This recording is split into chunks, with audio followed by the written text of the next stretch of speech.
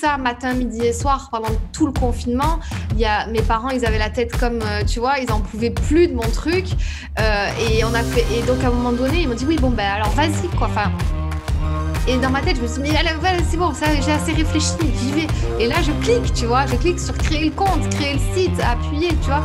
Et c'est juste à un moment donné, tu te dis, non, mais allez, là, c'est bon, j'ai assez réfléchi, quoi. Stop.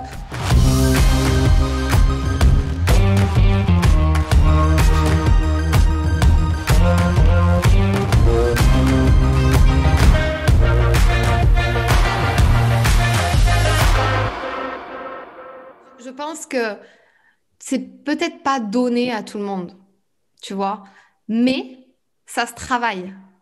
Parce que avant, j'étais pas comme ça.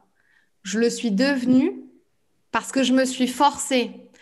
Et j'arrête pas aussi de dire en coaching qu'à un moment donné, la confiance en soi, ça peut être comme un muscle, tu vois. Mm. Faut la forcer un peu des fois, faut la muscler, faut faire étape par étape, petit pas par petit pas, tu vois. Je suis pas passée de la nana qui faisait rien à bam faire des stories sur Insta. Non, c'est des petites étapes. D'abord, tu fais une story, tu t'enregistres pendant 4 heures parce que ça va jamais ce que tu fais et que tu veux pas montrer ça et que tu crois que la terre entière va voir la story, tu vois. Alors qu'au final, que tu as 10 abonnés qui vont regarder ça. Et en fait, c'est étape par étape. Et tu vois, c'est des petits pas.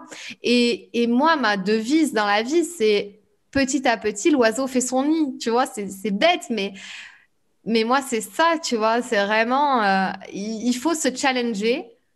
Demain, tu me dis, je vais parler devant 600 personnes sur la confiance en soi. Ouais, j'en suis pas capable, tu vois. Enfin, j'en suis pas capable. Tu m'y mets, je vais y aller, tu vois. Mais je pense que d'abord, ça serait peut-être mieux que je commence par 100 personnes, puis 200, puis 300, tu vois. Puis peut-être dans 6 mois, ça sera OK, 600, tu vois. Puis bah, c'est comme au début, tu vois. T'impactes personne. Tu fais des posts, on dirait qu'ils sont pas lus, ils sont lus dans le vide. Des articles de blog, des vidéos YouTube. Mais il faut travailler sa force de persévérance. C'est pas parce que tu as l'impression que toi, tu réussis pas ou que tu vas pas aussi vite que tu devrais que ça marche pas en fait. T'apprends en même temps.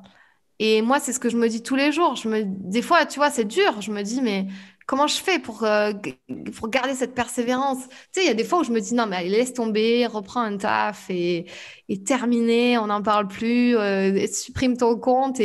Bon, non, en fait, je me dis pas ça, c'est pas vrai. Mais tu vois, ce serait tellement plus facile de me dire ça, tu vois? Mm. Et en fait, comment je fais pour cette persévérance-là? C'est parce que je vois que je ne fais qu'avancer, mais un petit peu par un petit peu. Donc, si tu veux, tous les jours, il y a une petite progression. Et c'est un peu addictif, j'ai envie de te dire. C'est un Mm. peu comme une addiction, tu vois. Et quand tu vois des progrès, quand tu vois une évolution de toi-même, de ton évolution personnelle chaque jour, c'est une addiction. Pour moi, c'est clair et net. Si cette vidéo t'a plu, tu peux la partager à un ami qui en aurait besoin.